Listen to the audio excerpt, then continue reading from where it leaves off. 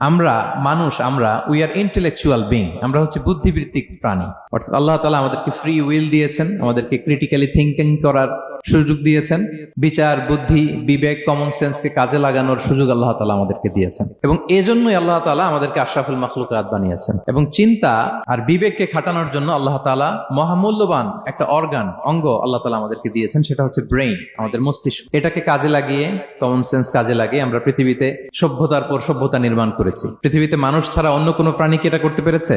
এবং আপনি শুনলে অবাক হবেন, আমাদের এই যে ছোট্ট ব্রেইনটা, খুব বেশি না কিন্তু ওজন, একটা প্রাপ্তবয়স্ক মানুষের human brain on an average 3 pounds, মানে 1.5 কেজি। এই 1.5 কেজি ওজনের ব্রেইন দিয়ে আমরা পৃথিবীতে এই সভ্যতাগুলো বিনির্মাণ করেছি। আমাদের এই ব্রেইনের মেমোরি ক্যাপাসিটি, মেমোরি স্টোরেজ অনেক বেশি। বিজ্ঞানীরা গবেষণা করে ওনারা জানিয়েছেন যে আমাদের হিউম্যান ব্রেইনের মেমোরি হচ্ছে 2.5 পেটাবাইটস। আপনারা মেগাবাইটের নাম শুনেছেন, গিগাবাইটের নাম শুনেছেন, পেটাবাইট হয়তো অনেকে শুনেন না। পেটাবাইট আরো অনেক বেশি, অনেক বড়। তো 1 পেটাবাইটে হয় 1 মিলিয়ন গিগাবাইট। তার মানে আমার আর আপনার যে হিউম্যান ব্রেইন, এই ব্রেইনের ক্যাপাসিটি হচ্ছে 25 লক্ষ গিগাবাইট। সুবহানাল্লাহ, এত আসতে।